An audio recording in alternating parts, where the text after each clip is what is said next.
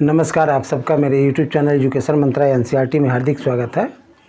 आज हम class 10th की मैथ का क्लास करेंगे, जिसमें एक मैथ की न्यू ब्रांच जो होती है ट्रिग्नोमेट्री, जिसे हम हिंदी में त्रिकोणमिति भी कहते हैं, उसके बारे में सीखेंगे। क्योंकि ये ब्रांच आपके लिए बिल्कुल नई है, तो कुछ बेसिक चीज़ों को आप जान लेंगे तभी ये समझ में आपको आएगा। तो ये पूरा इसका कॉन्सेप्ट एक राइट एंगल ट्रायंगल पे रिलेटेड है, जिसमें 90 डिग्री का वो एंगल हो। त्रिकोणमिति हम कहते किसे हैं? ये उनके साइड के रेशियो से जो चीज़ें बन के निकल के आती हैं उन्हीं को ये हम कहते हैं sine A, cos A, tangent A, cosec A, sec A और काट ए। देखिए, एक आपका राइट एंगल ट्रायंगल है ए बी सी, जिसमें बी 90 डिग्री है, तो ये ए भी आपका आधार है, बेस भी कहते हैं इसको।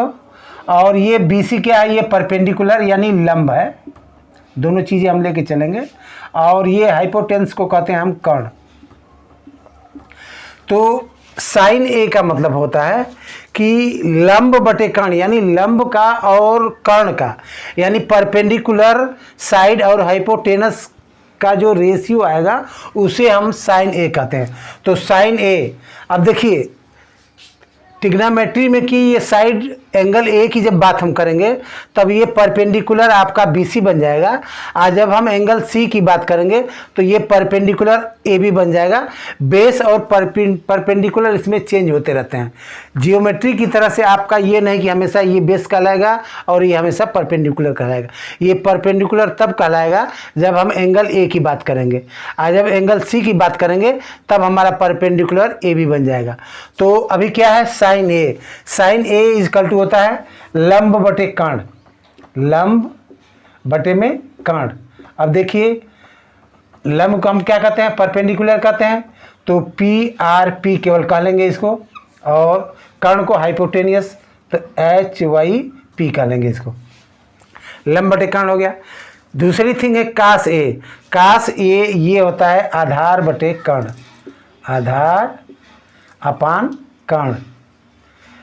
आधार को हम क्या कहते हैं? बेस कहते हैं। तो इसको बेस अपान हाइपोटेनियस HYP कह लेंगे।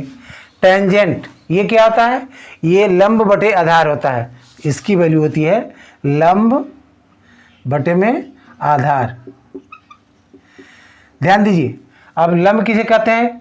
PERP, परपेंडिकुलर, और आधार को हम बेस कहेंगे। तो आपको कम से कम 3 ये साइन ए, कास ए और टेंजेंट यानी टेन ए की वैल्यू तो हमेशा जुबान पर याद रखनी होगी। अगर ये 3 कोसेक और सेक और काट ए का नहीं भी रखते हैं तो आपका काम चल जाएगा। क्यों? क्योंकि देखिए, साइन ए का रिवर्स, साइन ए का ठीक उल्टा क्या होता है आपका? ये कोसेक होता है। ये 1 अपान कोसेक ए, कोसेक ए। ठीक ऐसे ही कास ए का रिवर्स क्या होता है? ये होता है सेक ए, 1 अपान सेक ए। और टैन ए का होता है, टैन ए का होता है 1 अपान काट ए। तो मुझे केवल याद इतना था, साइन ए, कास ए और टैन ए। अब मुझे बनाना है कोसेक ए इजकल टू क्या हो जाएगा? तो कोसेक ए इजकल टू, ध्यान दीजिए, आपको साइन ए का पता है लंब बटे कर्ण, तो अब क्या हो जाएगा आपका? कर्ण अपान लंब। और कर्ण को क्या कहते हैं हम? HPY कहेंगे, HYP कहेंगे। और लंब को क्या कहेंगे? परपेंडिकुलर। कोसेक का आप जान लिए। अब कास का रिवर्स होता है सेक, तो सेक इजकल टू कितना हो जाएगा आपका? सेक इजकल टू कास वाले को रिवर्स कर देंगे। आधार बटे कर्ण था तो आपका क्या हो जाएगा? कर्ण बटे आधार, कर्ण बटे आधार। तो कर्ण क्या है? Hypotenuse, HYP। आधार क्या है आपका? बेस। टैन का उल्टा काट होता है, तो काट इजकल टू कितना हो गया? काट ए इजकल टू, देखिए ये लंब बटे आधार यानी परपेंडिकुलर अपन बेस होता है, तो ये हो जाएगा आधार अपान लंब। इसको हम कहेंगे base upon perpendicular, base upon perpendicular. तो ये चीज़ जब याद होगी आपको तब जाके आप क्वेश्चन को कर पाएंगे। तो सबसे पहली नीड क्या है कि कम से कम साइन ए, कास ए और टेन ए की वैल्यू आप फाइंड आउट कर लीजिए, आप ज़बान पर याद कर लीजिए, इसके बाद आप क्वेश्चन कर पाएंगे। देखिए मैं इसी में एक क्वेश्चन बना दे रहा हूँ, अच्छे से आपको समझ में आ जाएगा। ये बेस अगर आपकी 3 सेंटीमीटर की हो, ये 3 सेंटीमीटर हो और आपका परपेंडिकुलर 4 सेंटीमीटर का हो और ये हाइपोटेनियस 5 सेंटीमीटर का हो, तो आपसे अगर ये पूछता है कि sine A is equal to cos A, tan A, फिर कोसेक ए, कोसेक ए के बाद सेक ए और काट ए, इसकी वैल्यू आपको फाइंड आउट करनी होगी। ध्यान दीजिए, साइन ए इजकल टू कितना होता है? Sine A is equal to perpendicular upon hypotenuse. Perpendicular कितना है आपका? 4 है, तो 4 और हाइपोटेनियस कितना है? 5 है, तो ये 4/5 हो गया। कास ए बेस अपान हाइपोटेनियस, बेस कितना है? 3 है, तो 3 हाइपोटेनियस कितना है? 5 है। टेन ए इजकल टू होता है परपेंडिकुलर अपान बेस, तो परपेंडिकुलर कितना है आपका? 4 है, 4 और बेस कितना है? 3। तो ये थी। अब इसको अब वहाँ जाने की जरूरत नहीं है, साइन का रिवर्स कोसेक होता है, तो कोसेक की वैल्यू अब 4/5 है, तो यहाँ लिख दीजिए 5/4। सेक किसका रिवर्स होता है? कास का होता है, तो 3/5 है, तो 5/3 इसको राइट कर लीजिए, 5/3। काट किसका होता है? टेन का होता है, तो 4/3 है, तो इसको 3/4 कर लीजिए। तो मैंने बताया आपको कि कम से कम sign A, cos A, ten ए किसके इक्वल होता है, इसको तो याद करना ही पड़ेगा, इसके बिना आपका काम नहीं चलेगा। आगे हम क्वेश्चन ले रहे हैं एक्सरसाइज से। देखिए एक क्वेश्चन है आपका first, in triangle A B C right angle at B, A B is equal to 24 centimetre, B C is equal to 7 centimetre, determine sine A cos A. फिर कह रहा है कि साइन सी और कास सी। इस क्वेश्चन को करने से पहले आप उस ट्रेंगल को फॉर्म करेंगे।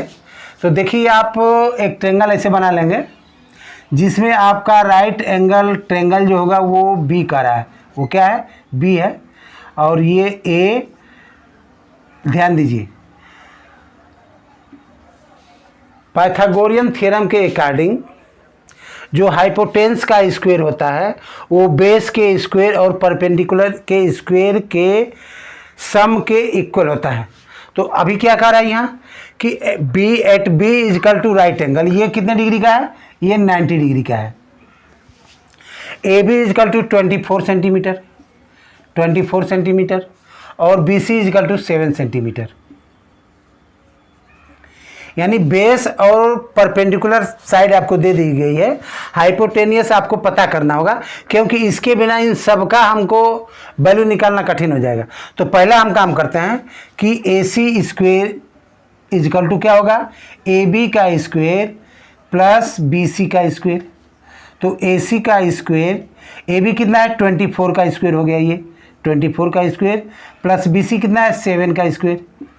तो 24 का स्क्वायर आप करेंगे तो ये आ गया आपका 576 और 7 का स्क्वायर किए तो ये आ गया 49, दोनों को ऐड किए तो 625, यानी ए सी स्क्वायर आ गया 625। Then A C is equal to, अब क्या करेंगे? इसका स्क्वायर रूट ले लेंगे, तो 625 का स्क्वायर रूट होता है 25, यानी जो आपकी परपेंडिकुलर साइड AC थी इसकी वैल्यू निकल के आ गई 25 सेंटीमीटर। अब ट्रेंगल की तीनों साइडें आपको पता है, तो जिस भी रेशियो को वो कहेगा, साइन को कहेगा, कास को कहेगा, टेन को कहेगा, काट को कहेगा, आराम से आप निकाल लेंगे। तो ये देखिए यहाँ पहली वैल्यू निकालनी है आपको साइन ए। अभी मैंने बताया कि साइन ए इजकल टू क्या होता है? आप BC अपान AC, BC अपान AC। एक चीज़ ध्यान दीजिए, अब BC अपान AC में आप कंफ्यूज हो जाएंगे, तो आपको क्या करना है? परपेंडिकुलर अपान हाइपोटेनस, तो PERP ये परपेंडिकुलर हो गया, हाइपोटेनस के लिए हम लिखेंगे HYP। तो अब देखिए यहाँ आपका परपेंडिकुलर कितना है 7 है, तो आप यहाँ लिख दीजिए 7, और हाइपोटेनस कितना है 25, तो ये आपका साइन ए इजकल टू 7/25 आ गया। सेकेंड अब ये करा है कास ए की वैल्यू आपको फाइंड करनी है, तो कास बराबर कितना होता है कास ए। अब देखिए ए की बात हो रही है तो ये हमेशा परपेंडिकुलर ये रहेगा, ए की बात हो रही है तो 7 आपका क्या होगा परपेंडिकुलर साइड होगी, तो कास ए इजकल टू होता है बेस अपान हाइपोटेनस HYP, तो बेस आपका कितना है 24 है और हाइपोटेनस कितना है 25 है, तो आराम से आपका ये कास ए की वैल्यू निकल आई। अब सेकेंड क्वेश्चन इसमें कर रहा है साइन सी। अभी देखिए ज्योमेट्री में तो एक बार जो वो बेस होता है वो बेस रहता है, परपेंडिकुलर जो साइड होती है वो परपेंडिकुलर होती है, लेकिन इसमें ये ट्रिग्नोमेट्री में क्या होता है कि जब अगर साइड सी की बात करा है तो सी के सामने वाली जो साइड होगी अब ये आके आपकी परपेंडिकुलर बन गई, ये परपेंडिकुलर बन गई तो ये जो छोटी साइड है ये क्या बन जाएगी बेस बन जाएगी। हमेशा हाइपोटेनियस चेंज नहीं होता है, चाहे वो ए की बात करे चाहे वो सी की बात करे। तो अब आपका साइन सी क्या होता है, ये साइन सी का मतलब परपेंडिकुलर अपान हाइपोटेनियस, तो मैंने बताया कि सी के सामने वाली ये क्या बन जाएगी ये परपेंडिकुलर बन जाएगी, तो आप लिखेंगे 24 और हाइपोटेनियस तो चेंज होता नहीं है तो 24/25 लिख लेंगे। अगली क्या है कह रहा है कास सी।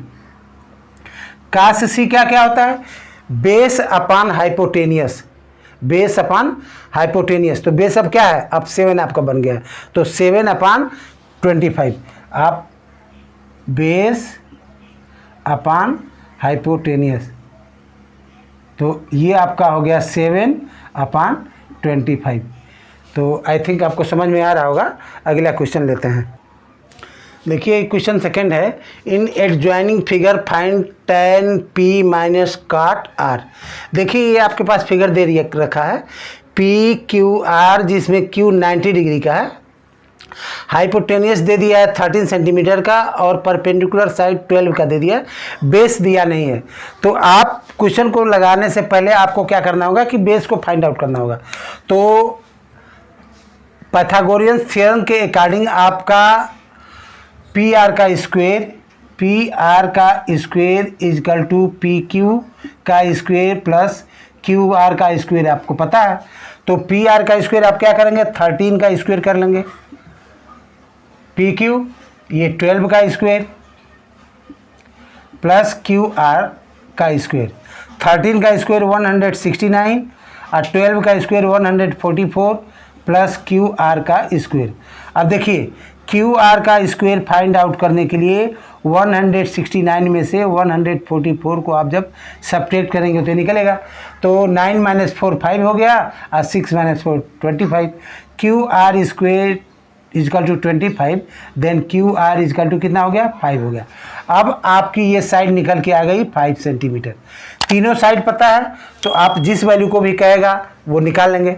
tan P कह रहा है, एक चीज़ और ध्यान देना है आपको कि जब tan P की बात वो कर रहा है तो आपका QR क्या बन जाएगा ये परपेंडिकुलर बन जाएगा। QR क्या बन जाएगा tan P की बात कर रहा है तो ये QR परपेंडिकुलर हो जाएगा और हाइपोटेंस चेंज नहीं होता है। 13 जो हाइपोटेंस है वो किसी भी कंडीशन में एंगल P की बात करें तभी वो हाइपोटेंस रहेगा, R की बात करें तभी वो रहेगा, केवल आपका जो परपेंडिकुलर साइड होती है वो चेंज हो जाता है। तो tan P की बात हो रही है यानी QR आपका क्या हो गया ये परपेंडिकुलर हो गया। अब आपको ये जानना होगा कि tan P, तो P की जब बात हो रही है तो QR आपका क्या हो जाएगा परपेंडिकुलर हो जाएगा, तो परपेंडिकुलर अपान बेस होता है tan P की हो जाएगी, तो QR अपान PQ ये PQ हो गया। QR कितना है आपका 5 है तो 5 ये 12 रखेंगे। ऐसे ही काट R, अब R की जब बात कर रहा है तो ये क्या आपका बन गया परपेंडिकुलर बन गया, ये परपेंडिकुलर बन गया तो 5 आपका बेस हो गया, तो tan का ठीक रिवर्स होता है। तो अब क्या बन गया ये आपका परपेंडिकुलर बन गया और ये क्या बन गया ये बेस बन गया, तो बेस अपान परपेंडिकुलर होता है तो ये हो गया आपका 5/12। अब क्वेश्चन में कह रहा है कि tan P माइनस काट R, तो tan P की वैल्यू भी 5/12 आ गई और काट R की भी बात 5/12 है। तो 5/12 में से 5/12 को सेपरेट करेंगे तो आपका आंसर 0 आएगा। अगला क्वेश्चन ले रहे हैं, देखिए थर्ड क्वेश्चन है, if sine A equal to 3/4 calculate cos A and tan A। अगर वो ट्रेंगल फार्म करके दिया होता तब तो आप देख के कर लेते, आपका एक काम बढ़ जाएगा, आपको राइट एंगल ट्रेंगल फार्म करना होगा। देखिए ऐसे एक राइट एंगल ट्रेंगल बना लीजिए, ये A B और ये C है। तो दिया क्या है आपको, साइन A इजकल टू 3/4 दिया है। तो साइन A इजकल टू आपको पता है कि क्या होता है, लंब बटे में कर्ण, यानी परपेंडिकुलर अपान हाइपोटेनियस।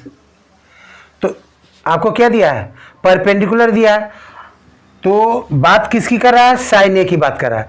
तो साइन A की जब बात कर रहा है तो ये BC आपकी क्या बन जाएगी, परपेंडिकुलर बन जाएगी।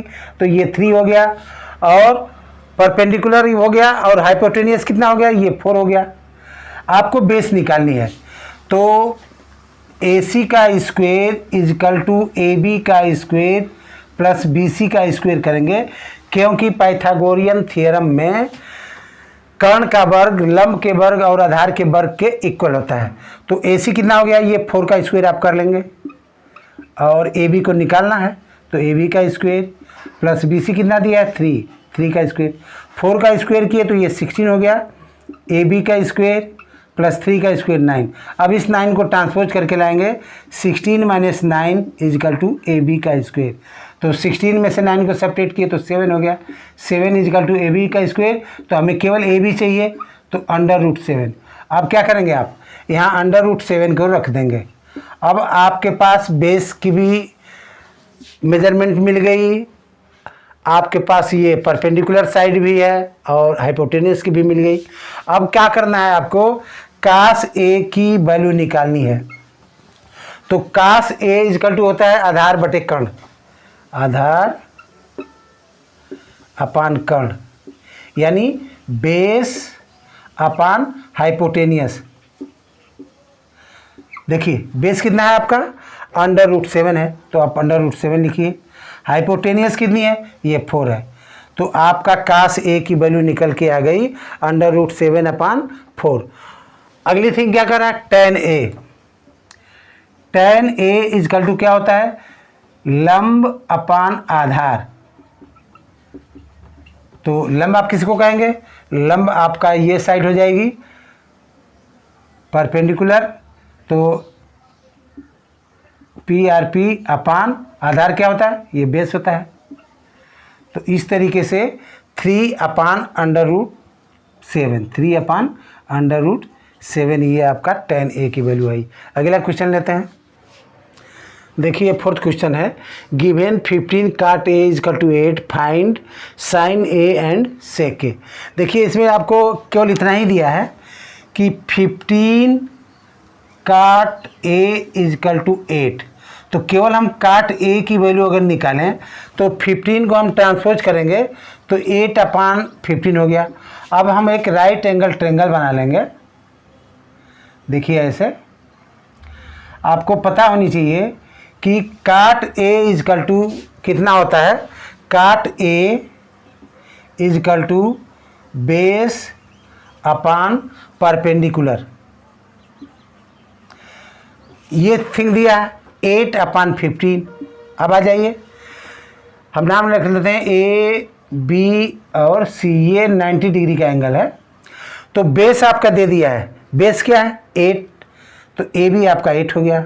परपेंडिकुलर क्या है, ये BC है, ये 15 दे दिया। हाइपोटेनियस को आपको निकालना होगा, तो क्या करेंगे आप, AC का स्क्वायर इजकल टू AB का स्क्वायर प्लस BC का स्क्वायर। AB का स्क्वायर मीन्स 8 का स्क्वायर और BC का मतलब हो गया 15 का स्क्वायर। तो 8 का स्क्वायर आपका 64 आ गया और 15 का आ गया 225। दोनों को ऐड किए तो आपका आ गया 289 एंड 289 का आप क्या करना होगा, स्क्वायर रूट लेना होगा। तो 289 का स्क्वायर रूट लेंगे आप तो आपका आ गया 17, यानी हाइपोटेनियस आपकी कितनी आ गई, 17 आ गई।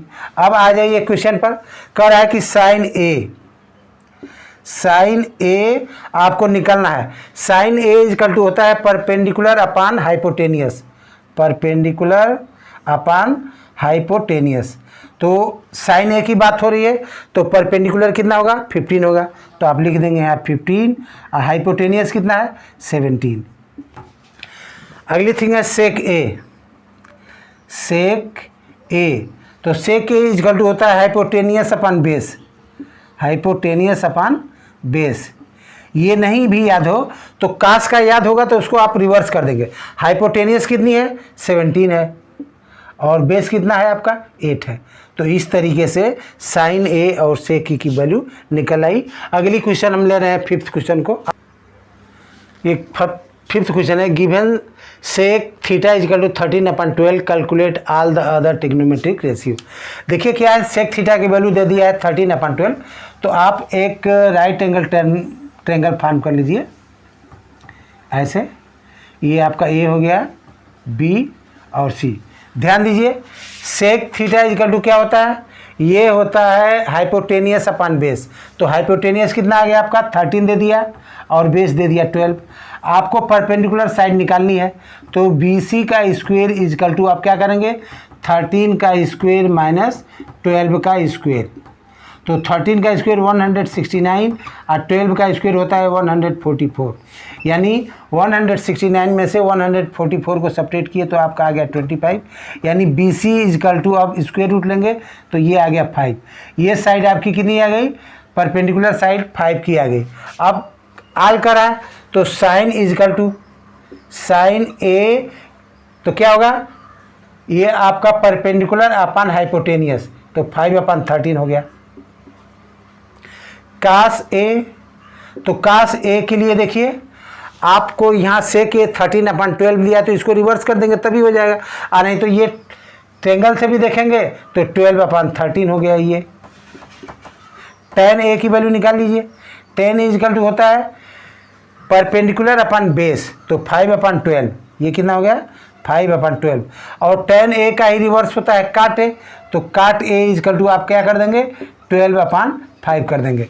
तो साइन ए हो गया, कास ए हो गया, tan हो गया, tan ए की वैल्यू निकल आई और ये काट ए की। देखिए ये मैंने ये कर दिया। अब जबकि यहाँ आपकी वैल्यू जो थीटा में दी गई है तो ये सारी चीज़ें आप थीटा में निकालेंगे, sine theta, cos theta, tan theta और ये काट थीटा। तो कौन सी वैल्यू रह गई आपकी, सेक का दिया ही है, सेक थीटा इक्वल टू 13/12। तो अगले क्वेश्चन अगली एक्सरसाइज में किया जाएगा। Thank you.